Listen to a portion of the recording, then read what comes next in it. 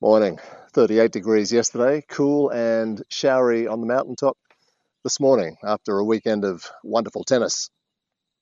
And a wonderful poll again over the weekend for Pauline Hanson and One Nation. They're up to around 26%. Labor staying steady in the 30s, low 30s, and the Liberals now under 20. They're around about 19% or even a bit lower.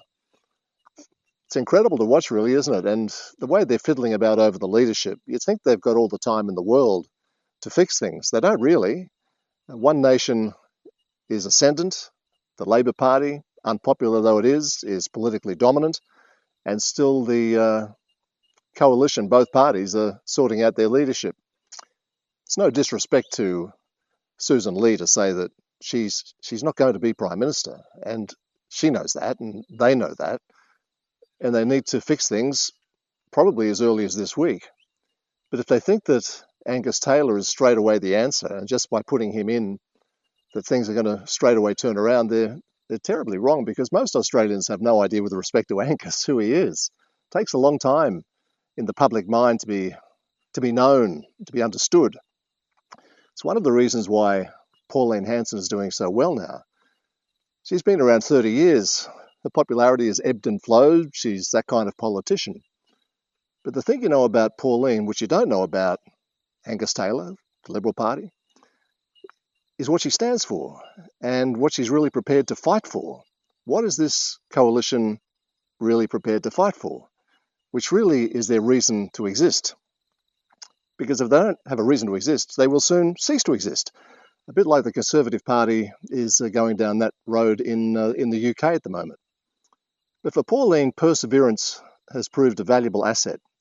And it's one of the great qualities in all champions.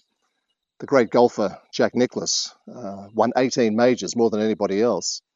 But what is little remembered is that Jack also won, or he came second 19 times. He was runner-up in 19 majors. And his theory always was to put himself into a position to win. And as a result, he won very regularly. And so Pauline has persevered down the years, in spite of everything that's been thrown at her. John Howard, a lot of people won't remember, at one stage was ranking 18%. I remember the headline, I think it was the Bulletin magazine. Why does this man bother? 18%.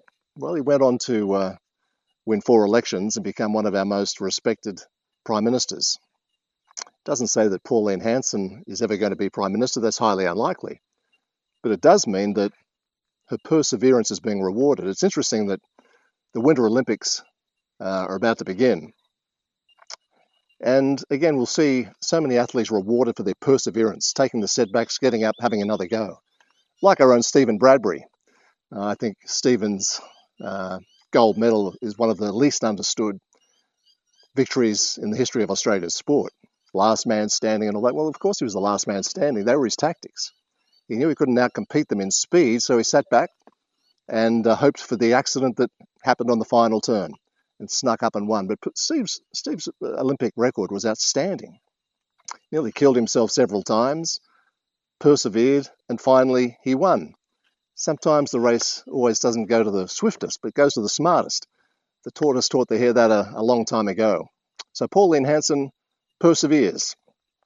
And like Stephen Bradbury and like the Elton John song she often plays, she's still standing, but the others are falling around everywhere. Have a great day.